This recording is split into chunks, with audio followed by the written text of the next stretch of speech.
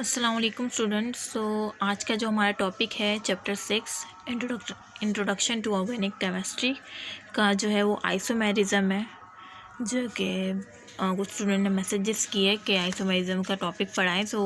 ये इम्पोर्टेंट भी है अब आइडेंटिटी टेस्ट और सेकेंड ईयर की बेस पर भी सेकेंड केमिस्ट्री जो पेपर होते हैं। इस वजह से मैंने पॉलीमराइजेशन पढ़ा है। उसके बाद मेरी तबीयत ठीक नहीं थी और अभी भी नहीं है, लेकिन वही के कमेंट आ रहे हैं और मैं फिर ख़ुद को रोक ही नहीं पा रही। इस वजह से मैं वीडियो बना रही हूँ, जबकि आपकी फ़िक्र लगी रहती है कि मतलब वीडियो मैं अपलोड करूँ, आप इंतज़ार कर रहे होंगे, लेकिन क्या करूँ, बस पता नहीं क्या हो गया है, अचानक से तबीयत ही ख़राब हो गई है। और किसी ने कमेंट भी किए थे और कमेंट के मैं आंसर भी नहीं दे पा रही आजकल। इंशाल्लाह दूँगी, बस थोड़ी तबीयत बेहतर हो जाए। मैं आइसोमेरिज्म को पढ़ा रही हूँ आप लोगों को। आइसोमेरिज्म जो है compounds having same molecule. Iso की मीन क्या होती है? Iso mean same. तो इससे आपको समझ आ जानी चाहिए। कंपाउंड्स यानी वो कंपाउंड्स हैविंग जो कि क्या रखते हैं? सेम मॉलिक्यूलर फार्मूला, जिनका क्या होता है? सेम मॉलिक्यूलर फार्मूला होता है, ठीक है, बट डिफरेंट स्ट्रक्चर फार्मूला। लेकिन क्या डिफरेंट होता है?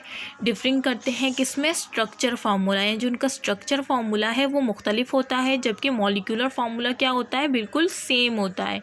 मॉलिक्यूलर फार्मूला जो होता है एक्चुअल नंबर ऑफ एटम को शो करता है, ठीक है। जैसे C6H12O6 है तो वो C6H12O6 को ही शो करेगा, जबकि एम्पिरिकल फार्मूला उसका जो सादा फार्मूला मैंने बहुत डिटेल में बताया था प्रीवियस लेक्चर में, और ये तो आपको 9 की केमिस्ट्री में ही भी बताया हुआ होगा।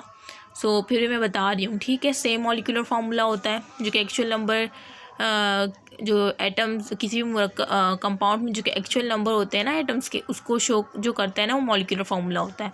तो कंपाउंड यानी वो कंपाउंड जिनका क्या होता है? सेम मॉलिक्यूलर फार्मूला होता है बट डिफरिंग, लेकिन क्या होते हैं? मुख्तलिफ होते हैं। किसमें? Structure formula. आई मीन जो उनका स्ट्रक्चर फार्मूला है ना, मतलब जिस तरह वो दिखते हैं वो मुख्तलिफ होता है, जबकि मॉलिक्यूलर फार्मूला सेम होता है due to different arrangement of atom. और ये किस वजह से होता है स्ट्रक्चर फार्मूला मुख्तलिफ? क्योंकि डिफरेंट अरेंजमेंट, मुख्तलिफ अरेंजमेंट की जाती है किसकी? एटम्स की, यानी मुख्तलिफ अरेंजमेंट की जाती है एटम्स की, जिस वजह से उनका स्ट्रक्चर फार्मूला क्या होता है? मुख्तलिफ होता है, ठीक है। यानी हर कंपाउंड की डिफरेंट अरेंजमेंट होती है एटम्स की। किसी को किस तरह से तरतीब दिया जाता है, किसी को किस तरह से तरतीब दिया जाता है, तो उस वजह से उनके स्ट्रक्चर फार्मूला क्या होता है? मुख्तलिफ होता है, जबकि मॉलिक्यूलर फार्मूला बिल्कुल सेम होता है, ठीक है। उसे क्या कहते हैं? आइसोमर्स, ठीक है। अब समझ आ गए? आइसोमर्स, आइसो की मीन होती है सेम, मर्ज होते हैं यूनिट, मीन्स सेम यूनिट, जिसके क्या होते हैं? सेम यूनिट होते हैं। And the phenomena is called isomerism, और इस फिनोमिना को क्या कहते हैं? आइसोमेरिज्म। वही बात हो गई जो मैंने स्टार्ट में बताई थी कि आइसो सेम मर्ज जो होते हैं ना वो यूनिट होते हैं, वो यूनिट मीन सेम यूनिट, जो कि सेम यूनिट्स होते हैं, ठीक है। इस तमाम फिनोमिना को आइसोमेरिज्म कहा जाता है, ठीक है, कि वो कंपाउंड जिनका सेम मॉलिक्यूलर फार्मूला है लेकिन डिफरेंट क्या है? Structure formula. और स्ट्रक्चर फार्मूला किस वजह से डिफरेंट है? क्योंकि डिफरेंट अरेंजमेंट की जाती है एटम्स की या ग्रुप्स की, ठीक है। कोई भी ग्रुप लगाओ, उसकी डिफरेंट अरेंजमेंट या एटम्स की डिफरेंट अरेंजमेंट से आइसोमर्स कहते हैं। उस फिनोमिना को क्या कहते हैं? आइसोमेरिज्म। और ये ईजी मैंने एग्जांपल दी है, C2H6O। C2H6O is the molecular formula. ये क्या है? एक मॉलिक्यूलर फार्मूला है ऑफ 2 आइसोमर्स। कितने? 2 आइसोमर्स का ये क्या है? मॉलिक्यूलर फार्मूला है। मैंने यही कहा था ना कि सेम मॉलिक्यूलर फार्मूला है, तो ये सेम है ना, 2 आइसोमर्स का बिल्कुल सेम। C2H6O सेम ही मॉलिक्यूलर फार्मूला है। C2H6O is the molecular formula of 2 isomers, namely, यानी नेम क्या है उसके? एक है इथाइल अल्कोहल, दूसरा क्या है? Di methyl ether. तो ये बात याद रखिएगा कि इथाइल अल्कोहल और डाई मिथाइल ईथर का मॉलिक्यूलर फार्मूला तो पता होगा ना, C2H6O। इथाइल अल्कोहल का फॉर्मूला क्या है? C2H6O। देखिए इथाइल अल्कोहल क्या होता है? C2H5OH, सही यही होता है ना, C2H5OH। तो वो जो OH है ना, H, मैंने कहा C2H5OH, तो H5 और एक दूसरा भी H है, तो आप उसको H6 बना दीजिए, तो क्या हो जाएगा? C2H6O। तो इथाइल अल्कोहल इस तरह से इसका सेम मॉलिक्यूलर फार्मूला बन सकता है। और डाई मिथाइल ईथर, देखें ये रहा इथाइल अल्कोहल, C2, ये 3 4 5, C2H5 और OH। अब इस H को ना इन्होंने इस H के साथ ही काउंटिंग की है, तो ये C2 और ये 3 6, यानी C2H6 और एक O है, तो C2H6 इथाइल अल्कोहल, जिसे इथेनॉल भी कहते हैं, ठीक है। और डाईमिथाइल ईथर ये होता है। ईथर क्या होता है? ROR, जो कि मैंने चैप्टर 9 में बताया था कि ये ईथर का आपको याद रखना है। ROR एक अल्काइल और ऑक्सीजन दूसरा अल्काइल, ठीक है। अब देखें, ये एक दो कार्बन है और 3 हाइड्रोजन 6 हाइड्रोजन, तो C2H6 और O। तो ये डाईमिथाइल ईथर, या इसको क्या कह सकते हैं? मिथेनॉक्सी मीथेन। मीन ये एक जो है ये मिथेनॉक्सी कह रहे हैं और इसको मीथेन। और ये जो है ना, ये नेमिंग जो है मैं आपको चैप्टर 9 में जब ईथर का पढ़ा रही होंगी ना, तब आपको ये ज़्यादा समझ आएगा। मिथेनॉक्सी मीथेन, ठीक है। मतलब इसको ये ब्रांच को इसको है ना ब्रांच बना दिया है मिथेनॉक्सी, कि मीथेन है तो मिथेनॉक्सी पढ़ेंगे। और ये क्या है? मीथेन, एक कार्बन है, ठीक है। और इसका जो कॉमन है वो क्या है? Dimethyl ether. डाई मीन दो, मिथाइल मीन मिथाइल ग्रुप, एक मिथाइल दूसरा मिथाइल ग्रुप, तो कितने हो गए? 2 हो गए ना, तो डाई मिथाइल। और ईथर है, आपको पता है आर है ये एक अल्काइल, फिर ओ है, फिर आर है, तो ये किसका? ROR किसका वो होता है? मैंने आपको चैप्टर 9 में जो बताया था कि ROR जो है शो करता है। ये जो ईथर होता है ना, एक तो मोबाइल पर करना, ऊपर से लिखना बहुत ही मुश्किल काम है। ये देखिए, ये बताया था ना मैंने कि ये ईथर का ग्रुप है। जब भी ये आ जाए तो ये ईथर की फैमिली है। ये चैप्टर 9 में इंट्रोडक्शन में बताया था। जब मैं उस चैप्टर का इंट्रोडक्शन पढ़ा रही थी, मैंने एक को बहुत डिटेल में बताया था, लेकिन उससे भी डिटेल में जब मैं पढ़ाऊँगी विद IUPAC नेमिंग, जब मैं टॉपिक पढ़ाऊँगी हर एक का अलग अलग, अल्कोहल का जैसे मैंने पढ़ाया था, ठीक है, चैप्टर 9 के सेकेंड ईयर केमिस्ट्री में। अच्छा, तो ये क्या है? ये ईथर का ग्रुप है, ठीक है। अब देखें, ये एक अल्काइल, इसकी जगह ये O अपनी जगह, ये दूसरा अल्काइल, ठीक है। तो ये देखो, ये भी मिथाइल है, ये भी मिथाइल है, तो मैंने क्या लिखा है? Di methyl. और क्या है? ये ईथर है ना, ROR, तो ईथर लिख दिया। और इसका जो सिस्टम है IUPAC नेमिंग, तो ये मिथेनॉक्सी मीथेन है, ठीक है। और ये तो पता है इथाइल को कहते हैं, इथेनॉल कहते हैं। और इसका मैं बता रही थी कि इथाइल को आप लिखते हैं ना, मैं लिख दूँ, देखें, क्योंकि बच्चे परेशान हो जाते हैं कि C2H6O इथाइल अल्कोहल को किस तरह शो कर रहा है। तो बेटा वो पता है क्या, इथाइल का कोई तो स्ट्रक्चर है ना। अब इसको हम पता है जो लिखते हैं ना, जैसे मैंने चैप्टर 9 में पहला जो था वो अल्कोहल का फॉर्म पढ़ाया था, तो उसमें भी मैंने यही बताया कि C2H5OH।